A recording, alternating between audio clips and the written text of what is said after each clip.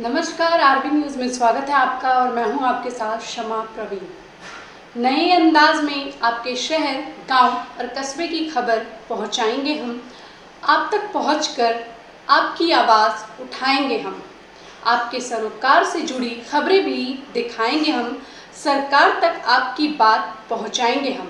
तो बिहार से जुड़ी छोटी से छोटी खबर जानने के लिए सब्सक्राइब करें आरबी न्यूज़ चैनल। वहीं तो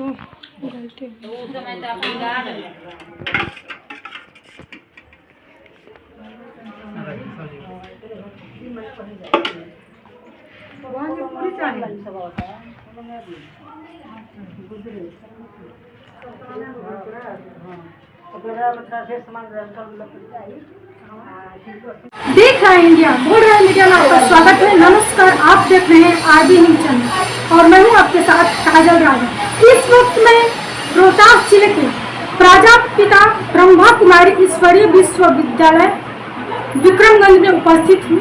जैसा कि यहाँ पर ब्रह्मा भोज का आयोजित किया गया था और यहाँ पर श्रद्धालुओं ने आकर यहाँ इस ब्रह्मा भोजन का आनंद लिए और खाए।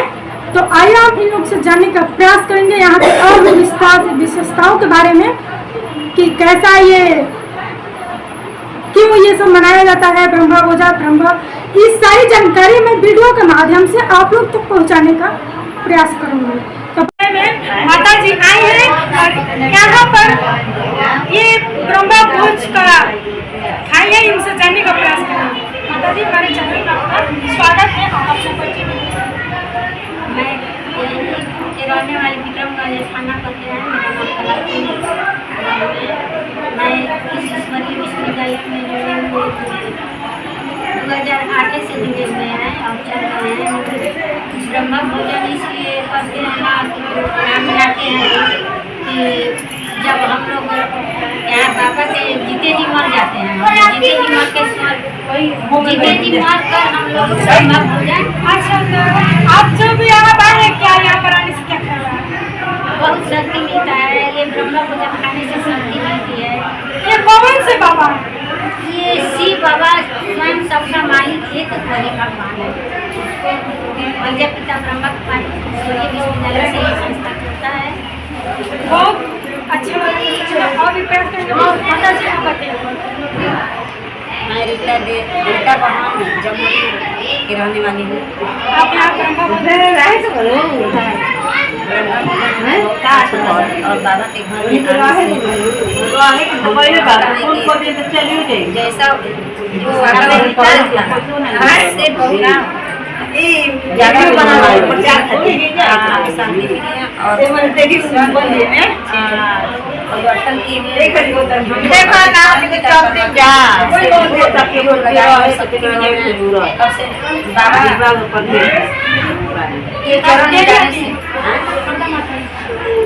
एक हफ्ता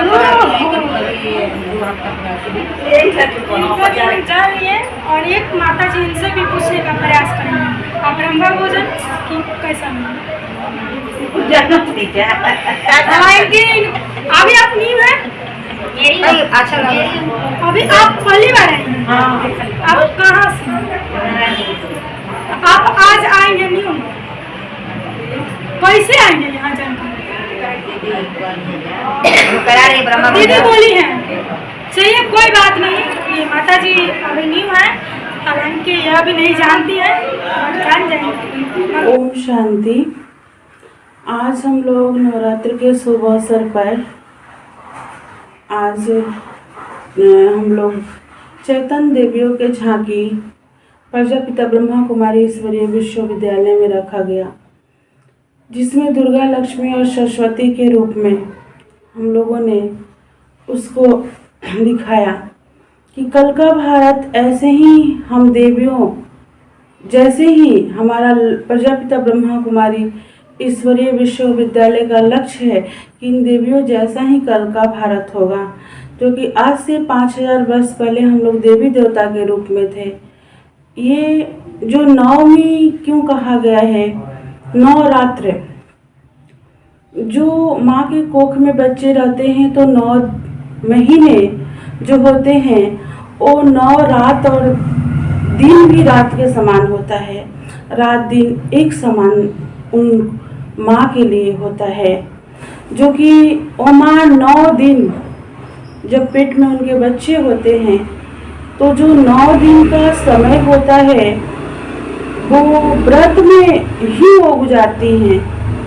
उनको जब उनके पेट में कोख में बच्चे होते हैं तो कुछ भी उनको 9 दिन अच्छा नहीं लगता है। इसलिए माँ ने नवरात्र का व्रत बनाया कि देखो 9 दिन उपवास रह करके कैसे वो समय गुजरता है। 9 दिन जो कुछ भी अच्छा नहीं लगता है, हम लोग तो कुछ फल फ्रूट खा भी लेते हैं, वो 9 महीने माँ को तो बिल्कुल कुछ भी अच्छा नहीं लगता है।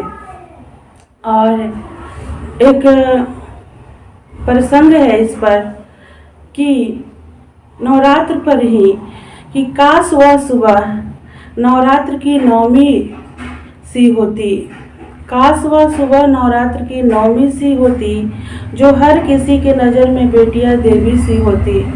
आज हम हर किसी के नज़र में हर दिन अपने बेटियों को देवी सी देखेंगे कि सारे हमारे माताएं बहनें देवी है, तो आज इस संसार में क्राइम, अत्याचार, भ्रष्टाचार सब खत्म हो जाएंगे।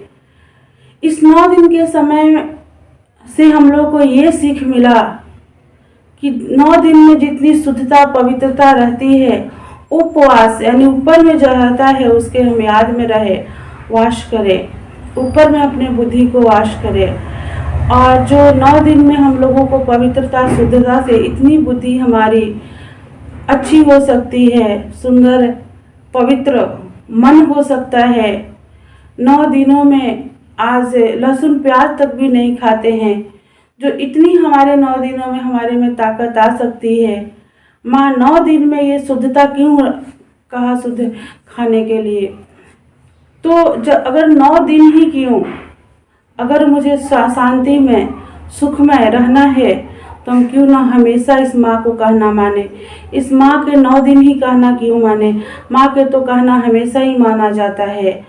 और 9वां दिन भोज 10वां दिन भोज कराया जाता है, तो उसी के उपलक्ष्य में आज हम लोग भोजन के भी व्यवस्था किए थे। वो प्रसाद सब लोग भोजन खाए। जो 9 दिन के वो भोज होता है, 9 दिन के बाद 10वां दिन जो भोज होता है, तो लोगों सोचते हैं कि चलो आज तो 10वां दिन है, जो मन सो खा रहे, क्योंकि 9 दिन हमने ऐसा कुछ नहीं खाया है। बट ऐसा नहीं होना चाहिए। हम तो पहले भी बताया कि 9 दिन में इतना बुद्धि हमारे पवित्र शुद्ध रह सकता है, तो हमेशा ही क्यों नहीं। तो उस भोजन को हम लोग परमात्मा के याद में बनाते हैं, जो कि वो भोजन परमात्मा के याद में बनाया हुआ जो होता है। कहते हैं जैसा अन्न वैसा मन। हमारा मन जो है अन्न के प्रभाव से ही चलता है। हम माताओं बहनों को भी कहेंगे यही कि उस अन्न को कहते राम के रसोई तो भगवान के याद में बनाए तो बहुत बेटर रहेगा, बहुत अच्छा रहेगा। क्योंकि जैसा है अन्न वैसा मन, क्योंकि हमारा अन्न के प्रभाव मन पर जरूर पड़ता है। इसलिए प्रसाद का इतना महत्व रखा गया है। तो उस प्रसाद को क्यों एक ही दिन हम प्रसाद रखें, क्यों ना हम प्रसाद को रोज प्रसाद की तरह ही बनाएं। जो भगवान के याद में प्रसाद बनाते हैं तो वो मन पर हमारा बहुत अच्छा प्रभाव डालता है।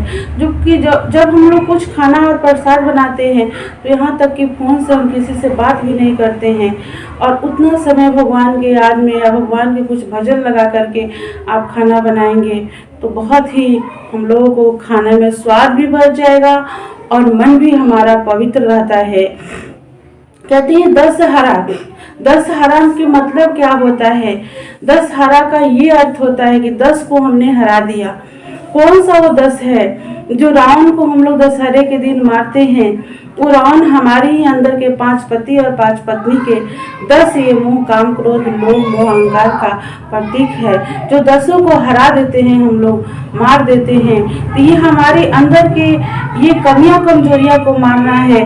जो हमारे अंदर काम, क्रोध, लोभ, मोह, अहंकार, ईर्ष्या, द्वेष, वैर, भावना, नफरत, घमंड, घृणा, ये सारी चीजें हैं। इसको जब तक हम नहीं मारेंगे तब तक हम असल में दशहरा नहीं मना सकते हैं। तो रावण जो है 10 मुंह वाला था। अगर रावण 10 मुंह वाला था तो किस माँ के मुख से खाता था?